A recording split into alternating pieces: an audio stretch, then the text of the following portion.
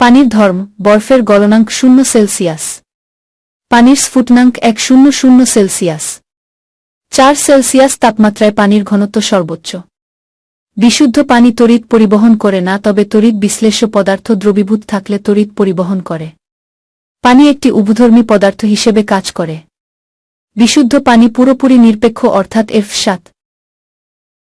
পানির গঠন, পানি দুটি হাইড্রোজেন পরমাণু ও একটি অক্সিজেন পরমাণু দিয়ে গঠিত। হল পানির রাসায়নিক সংকেত। আমরা যে পানি দেখি সেখানে অনেক পানির অণু ক্লাস্টার আকারে থাকে। পানির উৎস, পানির সবচেয়ে বড় উৎস হল সাগর, মহাসাগর বা সমুদ্র। পানির আরেকটি অন্যতম উৎস হল হিমবাহ ও তুষার স্রোত, যেখানে পানি মূলত বরফ আকারে থাকে। ব্যবহার উপযোগী উৎস হল নদী, খালবিল, হ্রদ, পুকুর ও ভূগর্ভস্থ পানি। জলজ উদ্ভিদ ও জলজ প্রাণীর জন্য পানির প্রয়োজনীয়তা, পানি না থাকলে বেশিরভাগ জলজ উদ্ভিদ জন্মাতি না, অথবা কিছু কিছু জন্মালেও বেড়ে উঠতে পারত না। জলজ উদ্ভিদ না থাকলে মাছসহ অন্যান্য জলজ প্রাণী বাঁচতে পারত না। পানির মানদণ্ড, পানির নির্দিষ্ট মান যদি বজায় না থাকে তাহলে এটি জীববৈচিত্র্য বা পরিবেশের জন্য যেমন ক্ষতিকর হবে, তেমনি অন্যান্য কাজে এর ব্যবহার ব্যাহত হবে। পানির মানদণ্ড কেমন হওয়া উচিত তা নির্ভর করে এর বর্ণ ও স্বাদ, ঘোলাটে ভাব, তেজস্ক্রিয় পদার্থের উপস্থিতি, ময়লাবর্জনার উপস্থিতি, দ্রবীভূত অক্সিজেনের পরিমাণ, তাপমাত্রা, লবণাক্ততা ইত্যাদির উপর। সাধারণত ব্যবহারের ধরনের উপর ভিত্তি করে পানির মানদণ্ড ঠিক করা হয়। হল এমন একটি রাশি যার দ্বারা বোঝা যায় পানি বা জলীয় দ্রবণ অ্যাসিডিক, ক্ষারীয় না নিরপেক্ষ। নিরপেক্ষ হলে হয় 7, অ্যাসিডিক হলে মান হয় 7 এর কম, আর ক্ষারীয় হলে মান হয় 7 এর বেশি। অ্যাসিডের পরিমাণ যত বাড়বে এর মান তত কমবে, অন্যদিকে ক্ষারের পরিমাণ যত বাড়বে এর মান তত বাড়বে। পরিবেশ সংরক্ষণে পানির পুনঃআবর্তনের ধাপসমূহ। দিনের বেলা সূর্যের তাপে ভূপৃষ্ঠের পানি বাষ্পীভূত হয়ে বায়ুমণ্ডলে প্রবেশ করে। এক পর্যায়ে বাষ্প ঘনীভূত হলে প্রথমে মেঘ ও পরে বৃষ্টির আকারে ফিরে আসে। এই বৃষ্টির পানির বড় একটি অংশ নদী, খালবিল ও সমুদ্রে গিয়ে পড়ে এবং আবার বাষ্পীভূত হয় ও বৃষ্টি আকারে ফিরে আসে। মানসম্মত পানির প্রয়োজনীয়তা, পানি যদি মানসম্মত না হয় তাহলে প্রতিটি কাজেই বিঘ্ন ঘটবে।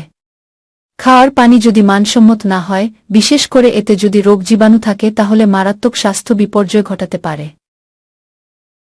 সমুদ্রের পানিতে প্রচুর লবণ থাকে, যা শিল্প কারখানায় ব্যবহৃত যন্ত্রপাতির ক্ষয় সাধন করে ও নষ্ট করে ফেলে।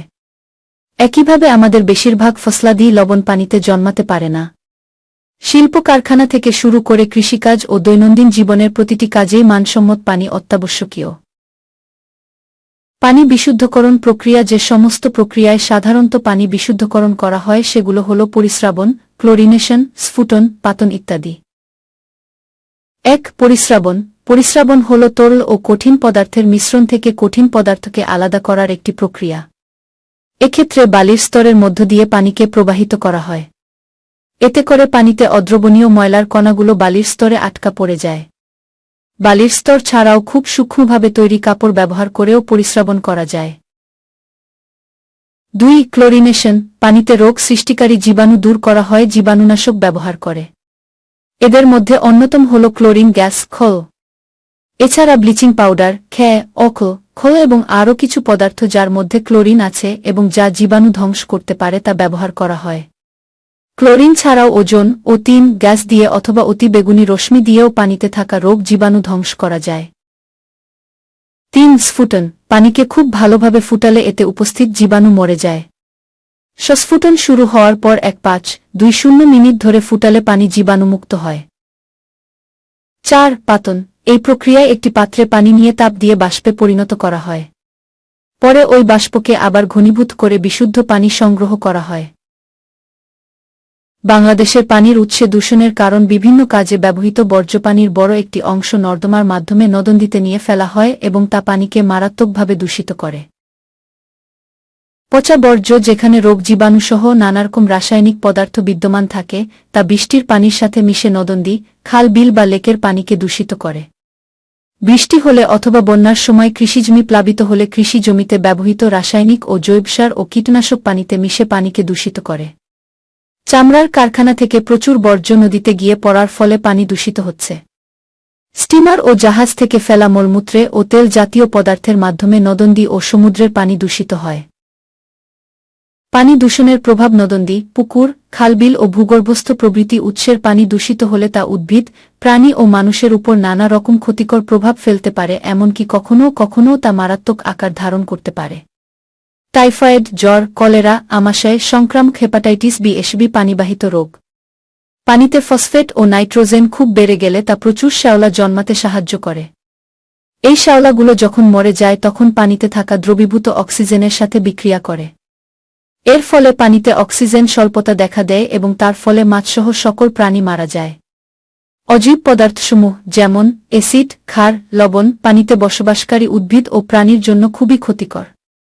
পানিতে যদি ক্ষতিকর ধাতব পদার্থ যেমন পার্দ, সিসা, আর্সেনিক ইত্যাদি থাকে, ওই পানি পান করলে তা মানুষের দেহে নানাবিধ রোগের কারণ হতে পারে। পার্দ, সিসা ও আর্সেনিকের প্রভাব উল্লেখ করা হল। ১. পার্দ, মস্তিষ্কের বিকল হওয়া, ত্বকের ক্যান্সার, বিকলাঙ্গ হওয়া। ২. সিসা, বিতৃষ্ণাবোধ বা খিটখিটে মেজাজ, শরীর জ্বালাপোড়া, রক্তশূন্যতা, কিডনি বিকল হওয়া, পরিমাণে খুব বেশি হলে মস্তিষ্ক বিকল হওয়া। ৩. আর্সেনিক, আর্সেনিকোসিস, ত্বক ও ফুসফুসের ক্যান্সার, পাকস্থলীর রোগ।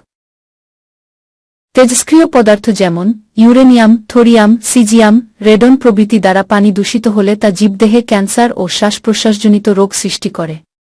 পারমাণবিক বিদ্যুৎ উৎপাদন কারখানার বর্জ্য, পারমাণবিক অস্ত্র তৈরির কারখানা থেকে সৃষ্ট বর্জ্যের দ্বারা পানিতে তেজস্ক্রিয় পদার্থ ছড়িয়ে পড়েও পানি দূষিত হয়। বাংলাদেশের মিঠা পানিতে বৈশ্বিক উষ্ণতার প্রভাব। বৈশ্বিক উষ্ণতা হল বায়ুমণ্ডলের তাপমাত্রা বেড়ে যাওয়া। তাপমাত্রার সামান্য বৃদ্ধিতেই মেরু অঞ্চলসহ অন্যান্য জায়গায় সঞ্চিত বরফ গলতে শুরু করে। এর ফলে সমুদ্রের পানির উচ্চতা বেড়ে যাবে। সমুদ্রের লবণাক্ত পানি নদী, খালবিল, পুকুর, ভূগর্ভস্থ ও হ্রদের পানিতে মিশে যাবে। ফলে পানির সকল উৎসই লবণাক্ত হয়ে পড়বে। মিঠা পানিতে বসবাসকারী জলজ উদ্ভিদ ও প্রাণী মারাত্মক বিপর্যয়ের মুখে পড়বে এবং এক পর্যায়ে মৃত্যু নিশ্চিত হয়ে পড়বে। পানি প্রাপ্তি একটি মৌলিক অধিকার। মানুষের ৫টি মৌলিক অধিকার হল খাদ্য, বস্ত্র, বাসস্থান, শিক্ষা ও চিকিৎসা।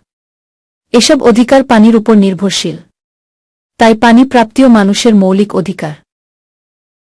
পানির উৎস সংরক্ষণের প্রয়োজনীয়তা। আমরা যদি পানির উৎস সংরক্ষণে সজাগ না হই তাহলে ভয়াবহ পরিণাম ভোগ করতে হতে পারে। যে কোনো ধরনের উন্নয়ন কাজ, তা শিল্প কারখানা, রাস্তাঘাট, ঘরবাড়ি, নগরায়ন যাই হোক না কেন, পানির প্রয়োজনীয়তা অপরিসীম।